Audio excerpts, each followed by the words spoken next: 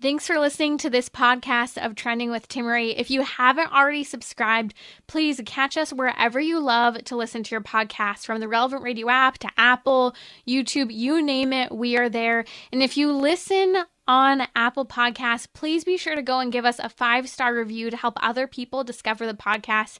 Anything you share in terms of episodes, whether it's texting it to a friend, posting on social media, helps to build up the kingdom for God, to help confront the challenging issues we face as a culture, but with joy, with hope, and with an eternal perspective where our faith collides with everyday life, bringing eternal principles to help us live our life joyfully. So, what's trending? Bridging your Catholic faith with your everyday life. You're listening to Trending with Timmerie on Relevant Radio. Welcome to our weekly happy hour here on Trending. What motivates us to be distracted?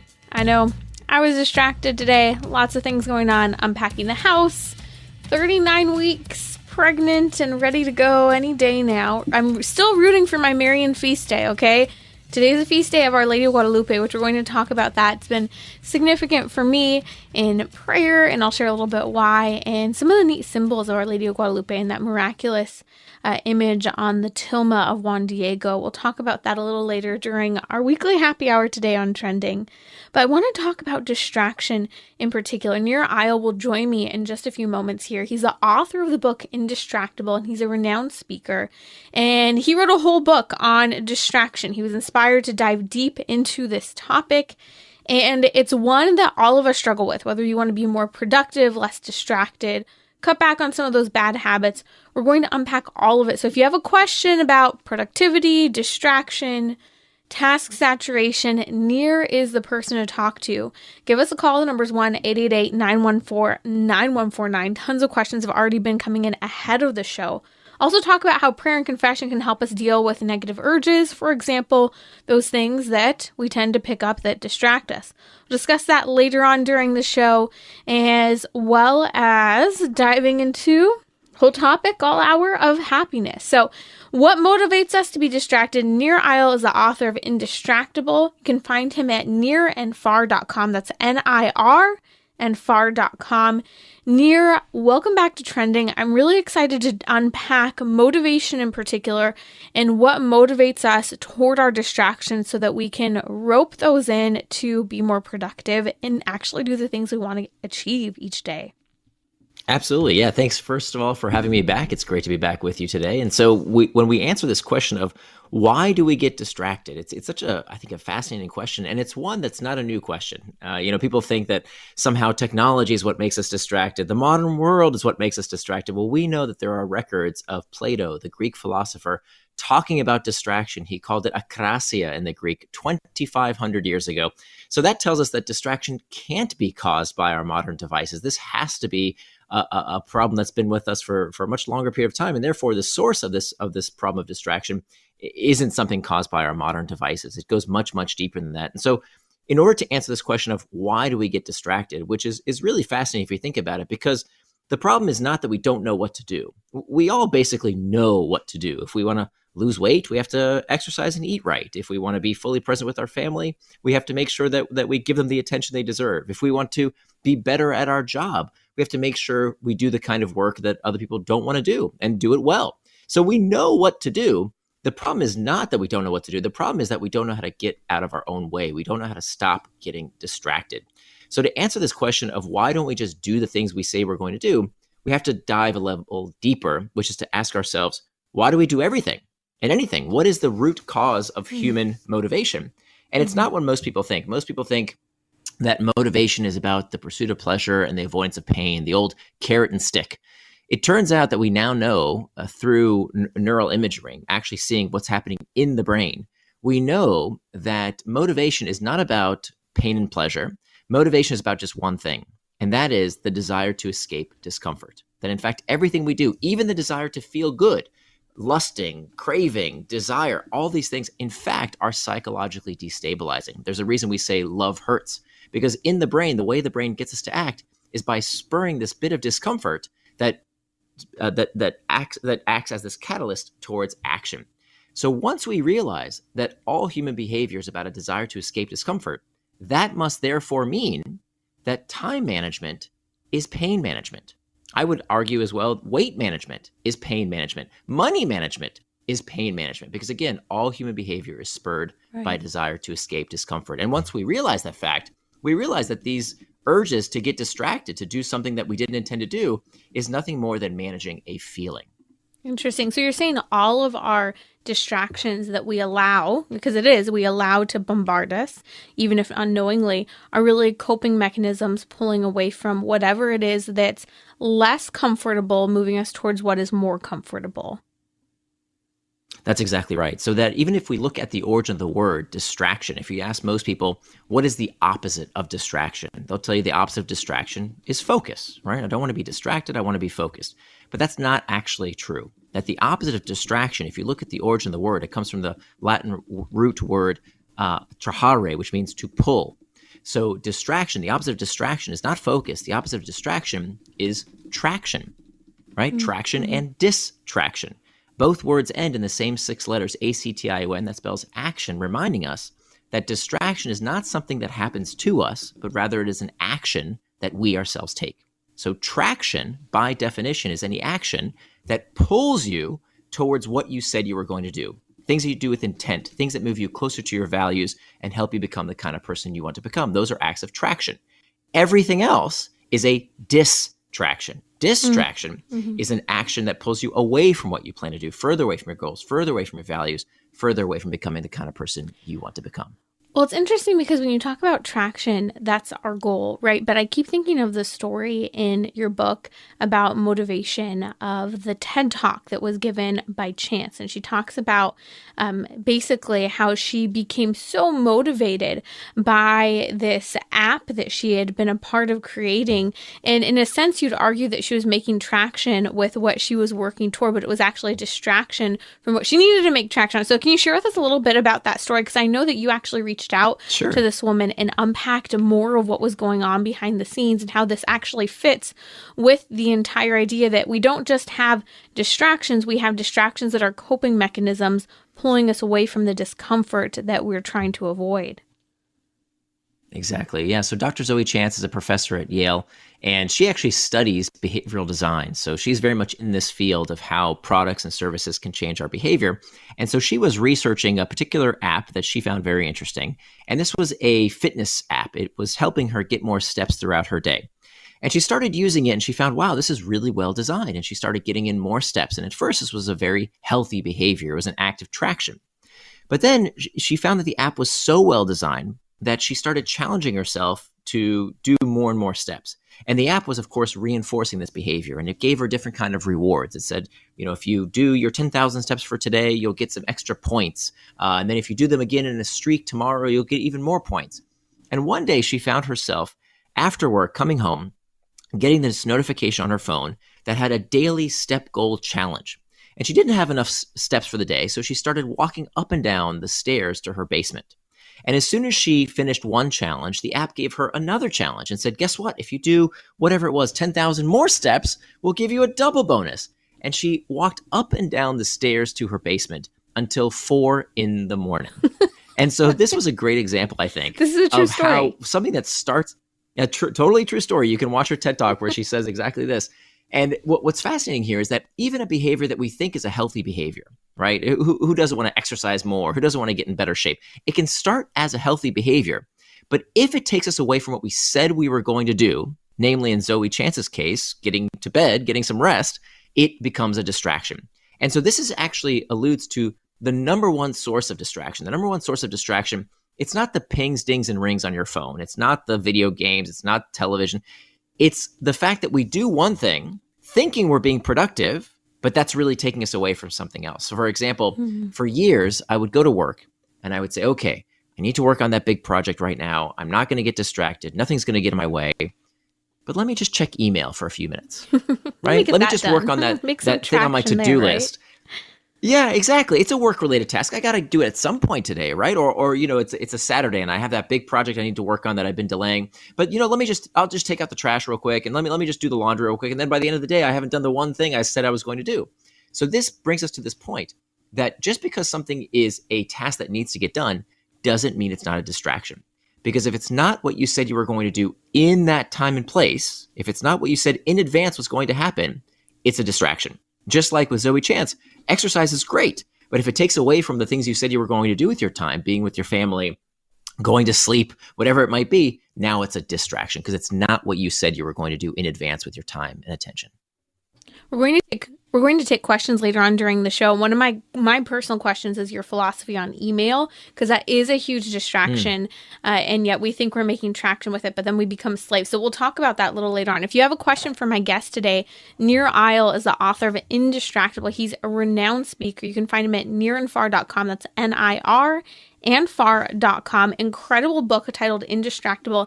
10 out of 10 recommend. You need to add it to your reading list. You can really make it through it pretty quickly, and it's worth the read to start implementing these things in your day-to-day life. I'd like to come for a moment near back to the Dr. Zoe Chance story. So she gives this TED Talk. She shares about how she becomes addicted essentially to this app, and it's got her up in the morning till 4 a.m.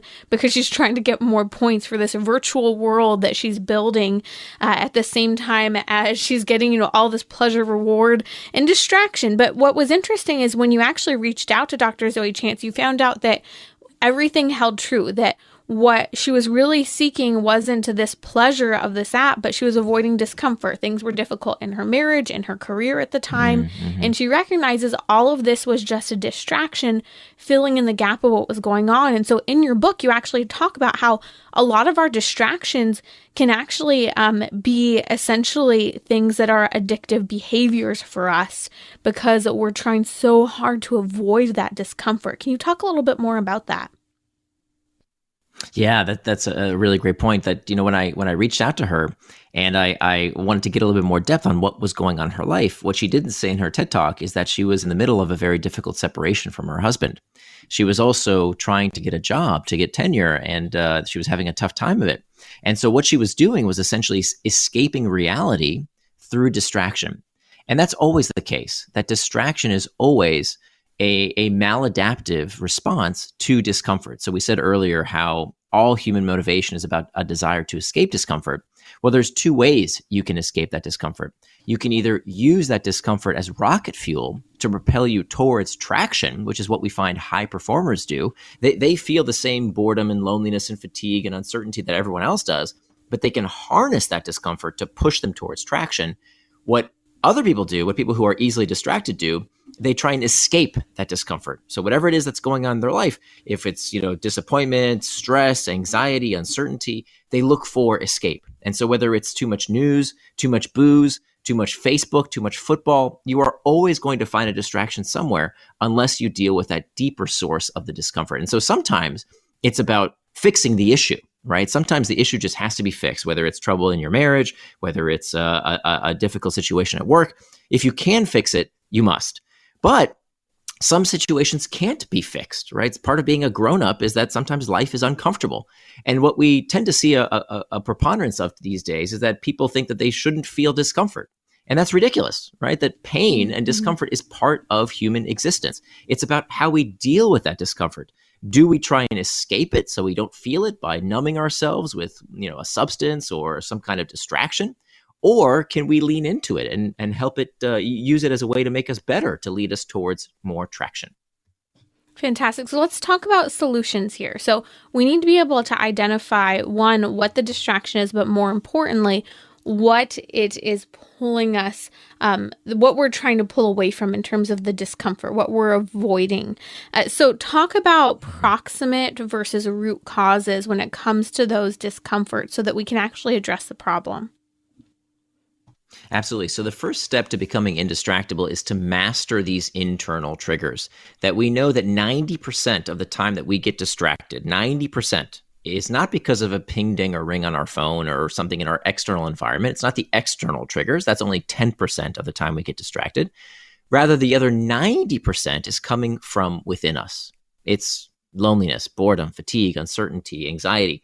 This is 90% of the time that we get distracted. We are looking for an escape from this discomfort. So that's the root cause of the problem. The proximal cause is whatever instrument we use to distract us, whether it's our phones, whether it's watching too much TV, whether it's worrying about somebody's problem 3,000 miles away in the news, so we don't have to feel what we're feeling right now. We will always look for these ways to escape discomfort in one way or the other, unless we have practices, unless we have routines in place that we know what to do when we feel that discomfort.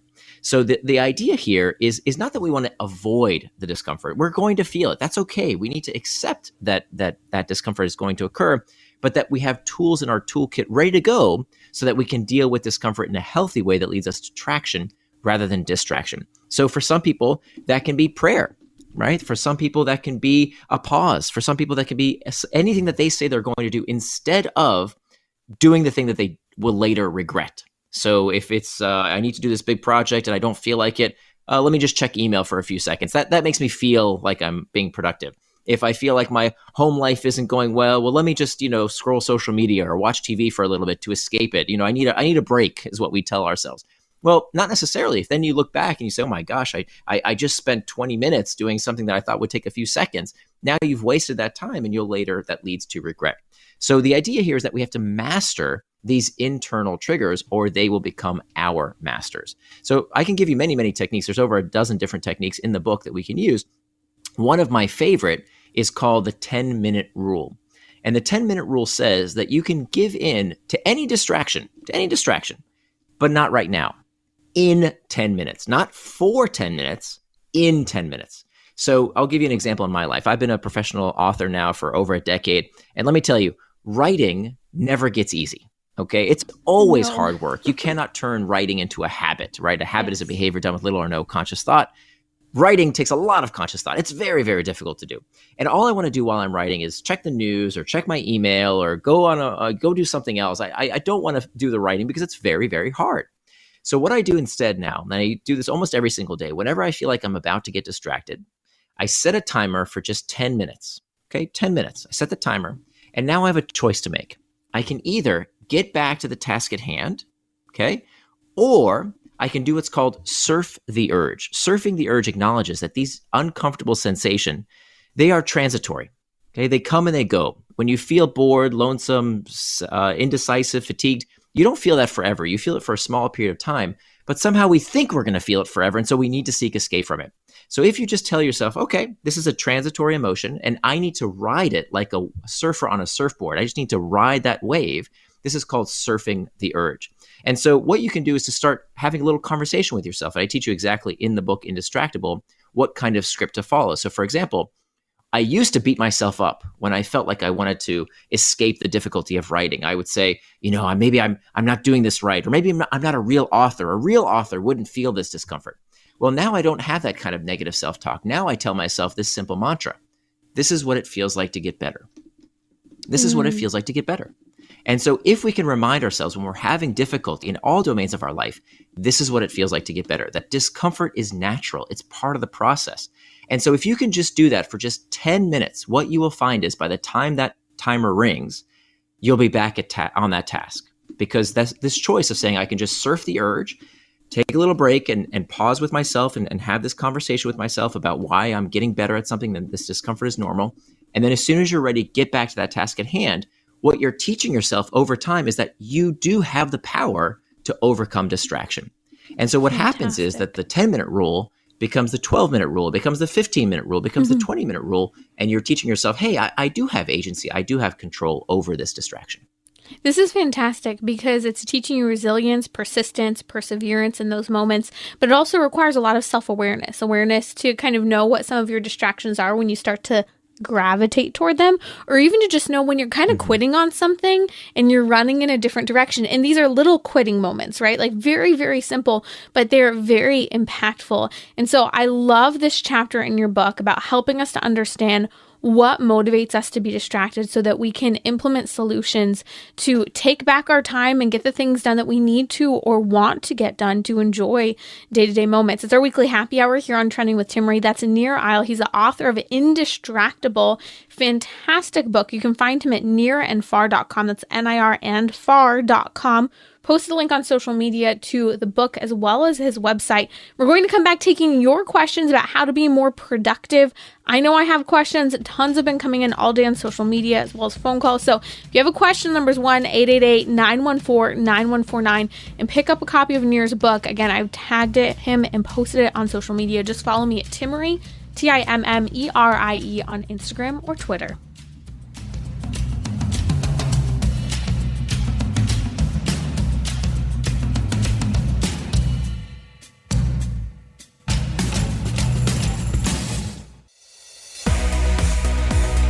You're listening to Trending with Timmerie, where you can discuss what matters most to you.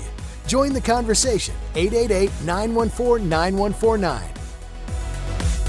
Welcome back to our weekly happy hour. Do you struggle with distraction? Do you wish you were more productive or just had more time to do the things you want to do or pay attention to the people you want to pay attention? I know this is important to me, especially as a wife and mom, that I'm not getting distracted, especially from my primary vocation role as a wife and a mother, especially with baby number 2 due any day, 39 weeks tomorrow. So excited. I'm still rooting for my Marian feast day. We got today Our Lady of Guadalupe. We'll see what happens. How many hours do I have left? Okay, I've got about 7.5 hours to go. We'll see what happens. I'm still rooting for it. But joining me today is Nir Eyal, the author of Indistractable. Fantastic book. You can find him at nirandfar.com. That's N-I-R and far.com. Tagged him and posted links to all of this on social media. Just follow me at Timmerie, Timmerie. Okay, so rapid fire questions here because a ton of questions have been coming in. I want to try to dive into as many as possible. Andrea on Instagram asked, I'm having trouble prioritizing when a to-do list is so long. What do I prioritize? Oh, this is such a good question. I'll try and make it rapid fire, but it's a tough one because I think to-do lists are one of the worst things you can do for your personal productivity, or at least I should say using to-do lists on their own is the worst thing you can do for your personal productivity. Because what most people do is they put a bunch of things on their to-do list. And of course, to-do lists have no constraints. So you get this mile-long to-do list of things. You come home from work at the end of the day. You feel like you've been productive. You feel like you've been working hard. And yet here you have all these things you still haven't accomplished. Loser. So what does that do to your psyche? What does that do to your self-image when day after day, week after week, month after month, year after year? Okay, that's fine. That's fine. But here's the thing. What do we tend to check off? We check off the easy stuff. We check off the urgent stuff, not the important stuff, not the hard work that moves our lives and careers forward. So when we do that, in fact, you're not alone, Timmerie, by the way. I've actually met people who will write things down after they do them just for the sake of checking them off so they can feel like they were productive. Right. That's of course ridiculous. So a much better technique than the to-do list is the time-boxed calendar. Listen, folks, you cannot call something a distraction unless you know what it distracted you from. I'll say that again. You cannot call something a distraction unless you know what it distracted you from. So if you look at your calendar and you've got big open blank spaces, what did you get distracted from? You didn't plan what you were going to do with your time in advance. So you can't say you got distracted. So better than a to-do list is to take those tasks on your to-do list and put them on your calendar. Why is this so important? Because calendars do have a constraint. Unlike a to-do list, which can be, endless, you can always add more to a to-do list. A time box calendar has the constraint of time. We all have the same 24 hours in the day. So by having that constraint, it's forcing you to prioritize based on one thing, which is your values. What are values? Values are attributes of the person you want to become. Values are attributes of the person you want to become. So it forces you to ask yourself, how would the person I want to become spend their time? So by doing that day by day, saying, okay, I want this much time with my family. I want this much time at work. I want this much time doing a particular kind of work. I want this much time for myself. Now you have to make trade-offs. You have to decide what's more important, this or that. So the way to see someone's real values, right? We can talk a good game, but to really see someone's values, you look at two things. You look at their calendar and you look at their checkbook. You see how they spend their money and you see how they spend their time. And just like with our money, we wouldn't just give money to anyone, right? We're thoughtful about how we spend our money. I mean, think about all the effort people put into clipping coupons and looking for deals. But with our time, why do we somehow think we should just give it to whoever asks for it? Okay, the TV has something important. There's something on social media. Here, take my time. No, we need to be very judicious about how we spend our time. We need to be, in fact, cheap with our time and generous with our money. Because remember, we can always make more money. You cannot make more time. Fantastic. So Time Box Calendar is a solution to the to-do list. And I so appreciate this because like you said, you can't say that something's a distraction if you don't know what you were distracted from. And I think that this is what a lot of people do in their work days or even their home life. So even, home life, you can't really enjoy relaxing if you didn't prioritize, okay, let's say, Sunday, I'm not going to do all my grocery shopping and my errands and all of those things because we have to prioritize that. And that's something I've really tried hard not to do. Such a great point. Is not get all those things done. And this Sunday was one of the first times we had time home. We were still getting things done at the house because we're moving, but we weren't running to the grocery store and doing this odd and end. My guest today is Nir Eyal. He's the author of the book Indistractable. Nir, we have a call from Vincent in Maryville, Indiana. Vincent, what's your question for Nir today? Good evening. I'm listening to what you're saying, and it makes a ton of sense. I see myself in a lot of what you're saying. Do you have any tips or is there any different ways to look at things when you're dealing with adolescents with ADD and ADHD, which by diagnosis, they're more distractible? So Nir, absolutely. So this is thoughts? A great question. Yeah. What are your thoughts on those challenges? So for my ADD book and wasn't ADHD? specifically... Absolutely. So it wasn't written specifically for people suffering from ADHD. It's written for everyone. However, many clinicians do use my book as a first step. So remember, pills don't teach skills. Pills don't teach skills. Many folks, when they get a diagnosis, unfortunately, they take the easy step first, which is here's a pill. But remember, all pills, especially when administered to children, have side effects, right? So we need to use medication as a last resort. Not that it's a bad thing. We shouldn't avoid it necessarily. And some people who really do have this diagnosis of ADHD should take medication. But we want to, as the first step, as well as something that we do in addition to medication, we want to teach these skills. And the skills we teach our children are incredibly important because listen, folks, if you think the world is distracting now, just wait. We know the world is going to become an increasingly distracting place with virtual reality and augmented reality and who knows what other realities. It is absolutely imperative that we teach our children the most important skill of the century, which is becoming indistractable. Starting with the best thing you can do.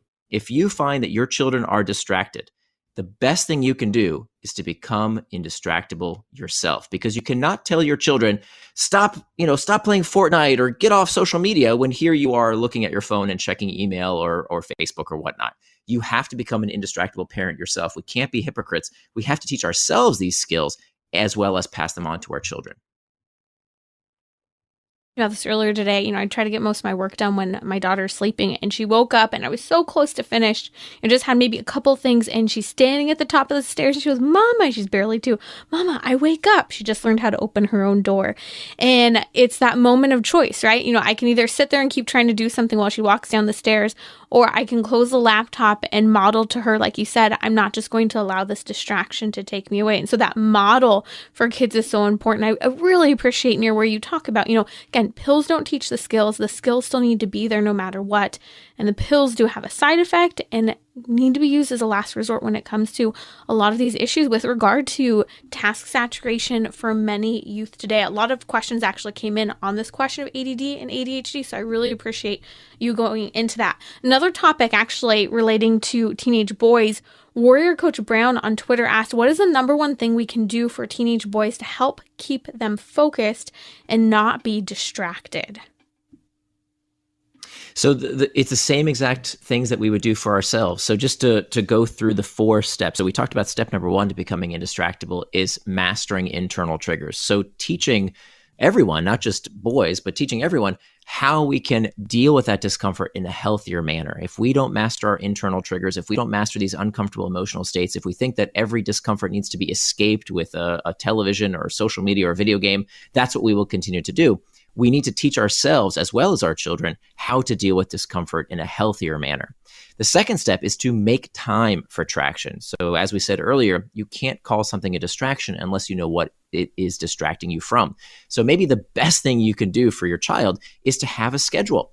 And I want you on that schedule to put time for the things that you think are distracting them. So if your child is struggling with too much video games or too much social media or too much YouTube, fine, put it in the schedule. Hey, you know what? How about 8 p.m. every night after you do your chores and we have dinner, that's your time to enjoy social media. That's your time to enjoy video games. There's nothing wrong with that as long as it's done in moderation, right? And studies have found that 3 hours or less of extracurricular screen time has no deleterious effects. So as long as it's age appropriate content, having that time in your schedule so that your child can say, hey, okay, I don't have to freak out all the time about when can I play Fortnite all the time. I know it's coming. It's in my schedule. It's coming up soon. So having that time scheduled, now that becomes traction. Everything else is distraction. So that's step number 2. Step number 3 is to hack back the external triggers. And this is something that we should all do. There is no reason to have anything that can disrupt a child's sleep in their bedroom. Okay, the reason we're having a mental health crisis these days when it comes to children, it's not the technology itself, it's what the technology is displacing. And namely, it's displacing sleep.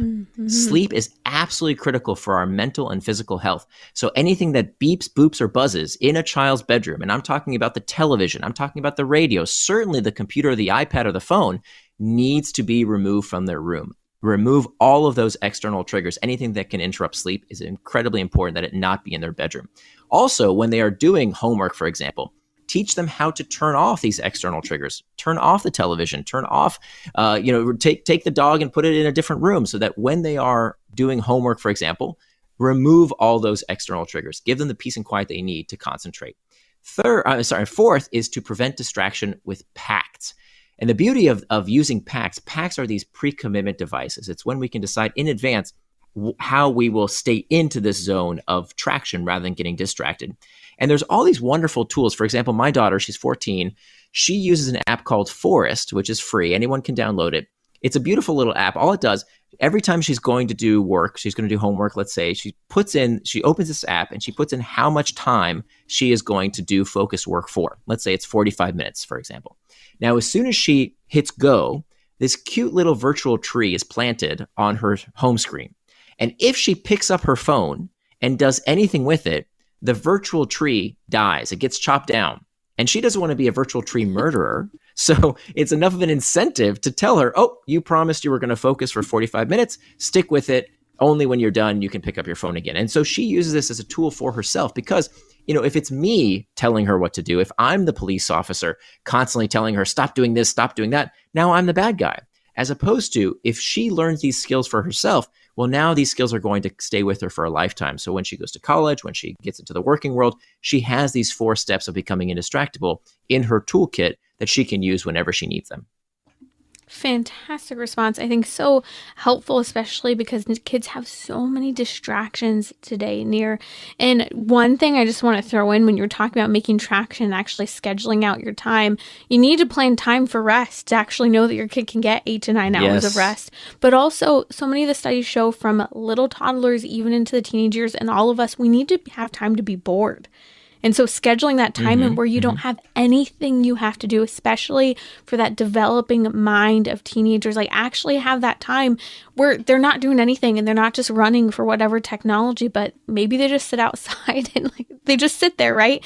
And it gives thinking time, rest time, recovery time that's so important. Okay, more questions are coming in and I'm hoping we still get to my email question here in a second. Sure. Okay, best tips for distraction kids. We really already covered that with what you threw in, unless you have any specific tips for younger littles as well.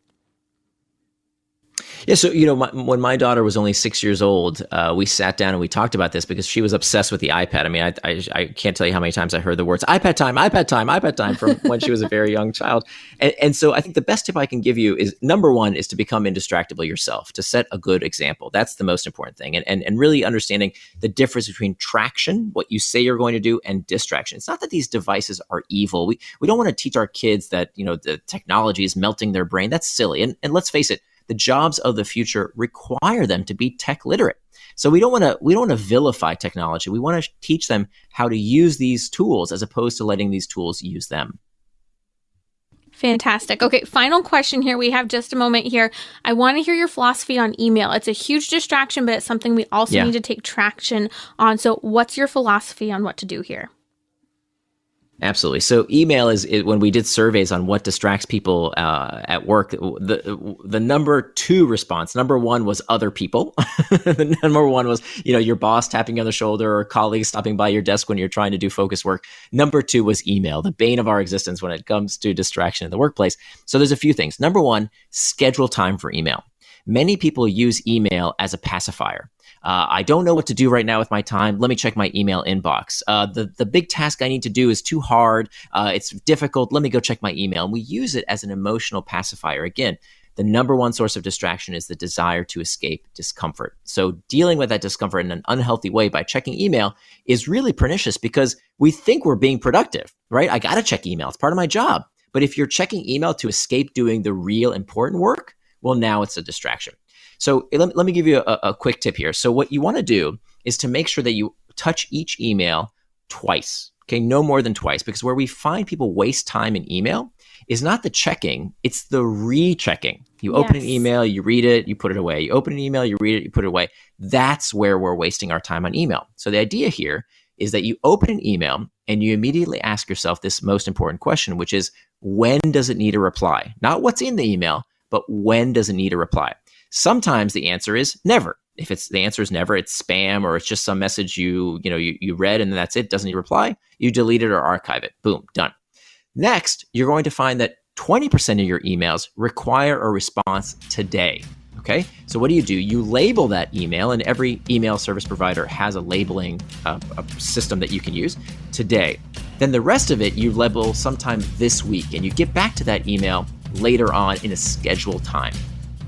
Fantastic. I love these tips. That's in Nir Eyal. Find his book, Indistractable, nirandfar.com as well. We've tagged him on social media at Timmerie, Timmerie, to grab the links.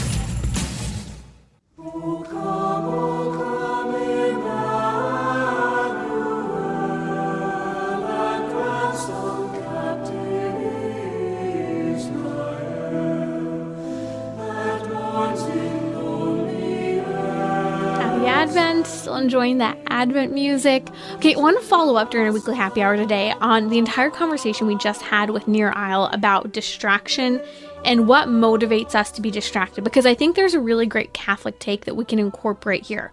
So from the book Indistractable and from our conversation, if you missed it, highly recommend this resource, the book, but also go back and listen to the episode, relevantradio.com/trending. Wherever you catch your podcasts, we're there. The episode will be available later tonight. You need to listen to this episode.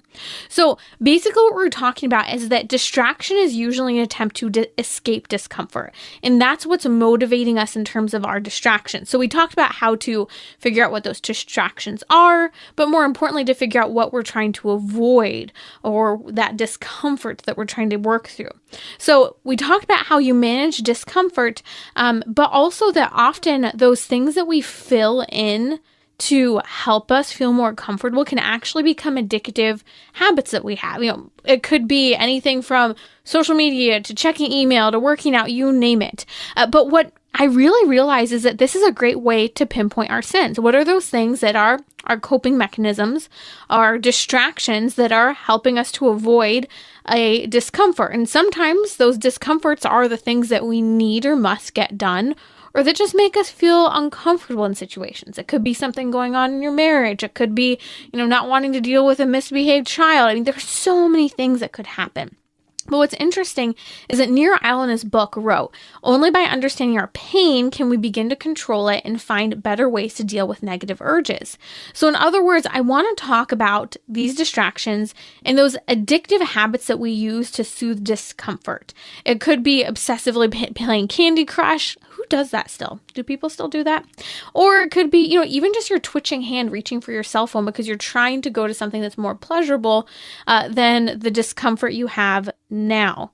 Now, let's talk about addressing the real issue and getting to the root of what those distractions are, but also our discomforts. And it really made me think about how if we take time, reflective time, and really use our prayer time as we are supposed to be using it, we're actually going to be aware every single day of our responsibilities, our distractions, where we've made traction, as Nir was talking about, to accomplish what we want, and how to work through and vet out and eradicate that sin in our lives.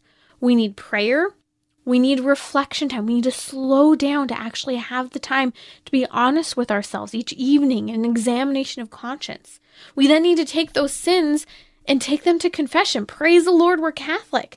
It's that penance service season this Advent, but there's confession available every single week at your church. And in fact, usually 7 days a week if you just call and make an appointment, and you need to do it on your time.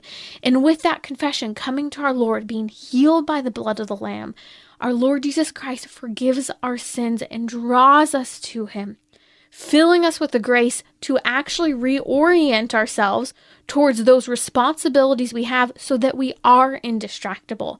So as much as we talk about all of these incredible hacks, these hacks that we have with talking about things such as the Indistractable book also take us into the real spiritual dimension of the human person and the need for prayer, reflection, confession, honesty, but most importantly, God's grace within all of that. So just my Catholic take on distraction and kind of furthering that conversation. I hope you'll listen to the full episode on distraction because it has been fantastic.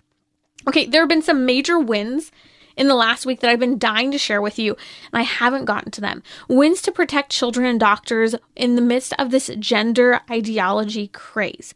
You won't hear about this anywhere else. It's unpopular to the media, mainstream media. It doesn't fit the agenda of most institutions today. And the reality is that they're not saying anything because real medical and psychological data is backing the court's latest decision. We're talking about good news, and I want to talk about it during our happy hour because we're talking about human thriving. That we need to understand and continue to seek the wholesome of medicine and therapy that's in line with the blueprint to the human person. So here's the deal. Major victory. The U.S. Court of Appeals for the 8th Circuit issued a unanimous ruling on December 9th, this past week, blocking the controversial United States Department of Health and Human Services, that's HHS's transgender mandate. The transgender mandate was basically forcing medical doctors over the last number of years, about 6 years now, on and off based on the administration, to perform let's say, for example, so-called gender-affirming surgery, that is bodily mutilation, amputating breasts for girls, top surgery and bottom surgery, doing implants for boys, and also completely working plastic reconstructive surgery on the lower half of bodies. And we're not just talking about adults, children. This was being mandated by Health and Human Services and forcing medical professionals across the nation who in good conscience objected because of the sound medical data, psychological data, or because it goes against their faith, for example, their Catholic faith. But not only that, this mandate was also forcing insurance agencies to cover, and at times for free, any cross-sex hormone so-called therapy, so taking hormones of the opposite sex, and for teenagers or preteens, taking puberty-blocking drugs that would permanently block puberty from playing its course naturally in the natural development of a person. So what we're seeing here is that this is what's fascinating. Health and Human Services' own panel of medical experts in this court case actually acknowledge the harm of so-called gender transition procedures, that they're not medically justified, and Health and Human Services has had to determine that Medicare and Medicaid shouldn't be forced to cover such procedures, along with other private insurance. This is a common sense ruling, and it's ensuring that doctors can follow their Hippocratic oath to do no harm. This is a major win for the reality of who we are as human beings, for human flourishment and human happiness. You will not hear about this anywhere else. The mainstream media is silent on this unless they're trying to claim you and I, Catholics, are making it so that minors can't receive basic care that prevents them from going through suicide. That's not true. The scientific, medical, and psychological data is unanimous. In fact, there are further wins this year on the gender front. Internationally, there's an international consensus outside of the United States that agrees that this attitude of don't question anything and affirm everything when it comes to a confused gender identity, that it's not working. United Kingdom actually announced earlier this year that they were shutting down their state-run youth gender transition clinic after a report identified the harm they and others are doing including here in the United States, in our public school systems, and enforced through therapy across the nation, especially with minors, that the only thing you can do if someone starts to bring up gender is suddenly affirm them in an opposite sex, even if that child isn't saying that they identify as an opposite sex from what their biological reality is. So the truth is coming out internationally. The United States needs to catch up. This was great news with regards to the United States Court of Appeals in a unanimous ruling saying against this HHS mandate that you can't force doctors to perform these cross-sex hormone so-called therapies, puberty blocking drugs, or so-called sex changes. It's bodily mutilation because the science and the data isn't there. And so you need to share the news. The truth of the matter is that truth is on our side. And we need wholesome medicine and therapy that is in line with the blueprint of the human person. This really matters. And so this is fantastic news. I hope you'll share this with other people. Okay, it's the feast day of Our Lady of Guadalupe. Just reading some of the readings for today's Mass and even some of the hymns that we have. We read from Judith chapter 15, verse 9. You're the highest honor of our race. Talking about the Blessed Virgin Lady here at this apparition of Our Lady of Guadalupe. She's referred to by Juan Diego as the Lady from Heaven when she first appeared to him in 1531. Her image, known as the tilma, which is a visible image that was imprinted on Juan Diego's apron, we refer to it as the tilma, is still an item the church has at the shrine of Our Lady of Guadalupe.